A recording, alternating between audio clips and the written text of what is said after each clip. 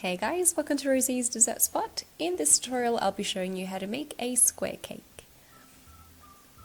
I have a 3mm thick acrylic square here and I've got some parchment paper that it's sitting on. I'm folding the parchment paper over the sides and then with the scissors I'm cutting from one corner to the center corner. Folding those in, then making sure it's nice and taut up against the acrylic and sticky taping that down. Important thing here is to make sure that all four sides are nice and tight. This is 6.5 inches. My cake that I'm working with is smaller than my acrylic blocks, and that's important. I'm applying that onto a cake board with some buttercream, popping it into the freezer so it sets and doesn't move around. And then I'm applying my buttercream all the way out to the sides, making sure that it reaches out the corners.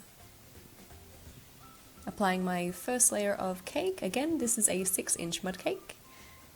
I'm filling that in with buttercream, and the important thing here is to always make sure that it goes up and over the sides, especially at the corners, so you don't get any pockets there, because that's the easiest place to get pockets on a square cake.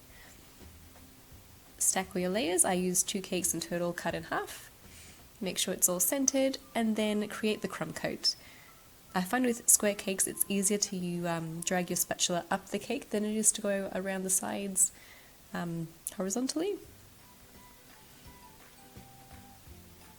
Adding a thick layer at the top and then just using a bench scraper to clear all that up.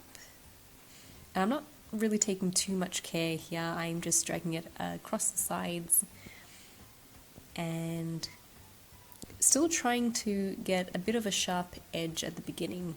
I guess the sharper your edge is at the start of your decorating, the sharper it'll be at the end as well. So once it's all cleared up, pop it into the freezer. And in the meantime, it's for 10 minutes. And in the meantime, I have my second acrylic block here.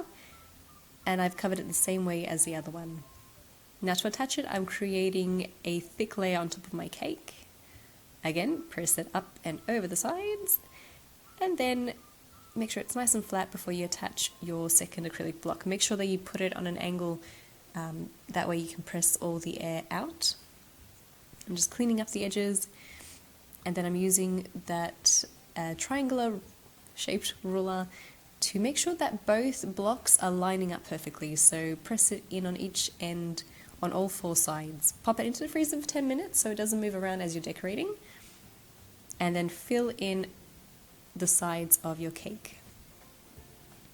What I personally find with square cakes to get those nice sharp edges is to do this in stages. So this is my first layer, making sure it's nice and thick, and then I'm using a bench scraper, going around the sides, and the trick is to pop it into the freezer and out of the freezer and into the freezer and out of the freezer with each layer that you build on, and that helps to create those really sharp edges.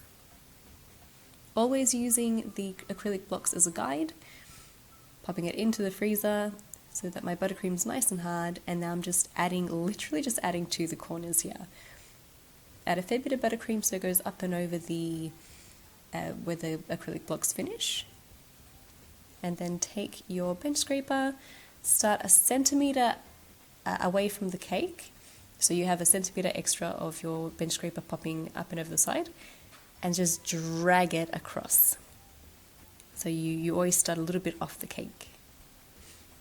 Once you're happy with the corners, you can cut off the parchment paper or your non-stick baking paper and remove your acrylic. So the top edges will always be perfect thanks to the acrylic. I'm popping my bench scraper underneath the cake to release it from the cake board, turning it upside down and then attaching it onto my cake board with a little bit of buttercream. Take off the second block and then fill in where there are spaces that are a bit void. And it doesn't matter if your buttercream reaches up and over the cake, you will be able to fix this later on. And again, using my scraper just to smooth that all down, go around the outside just to bring that lip of frosting back up that we pushed out, and bring it to the center of the cake to make it neat again. And that's it. That, ladies and gentlemen, is how you make a square cake. I use the acrylic blocks to help me get those sharp edges, You could always try doing it freehand, but it is a lot harder to do. I hope you guys enjoyed this technique tutorial this week. A lot of you have been asking, oh Rosie, why do you always make circle cakes? Why don't you show us how to make square cakes? Reason being is that square cakes are incredibly finicky. In all honesty, in my 3 years of cake decorating, I've made square cakes maybe 4 times. So it is a lot easier to make circle cakes.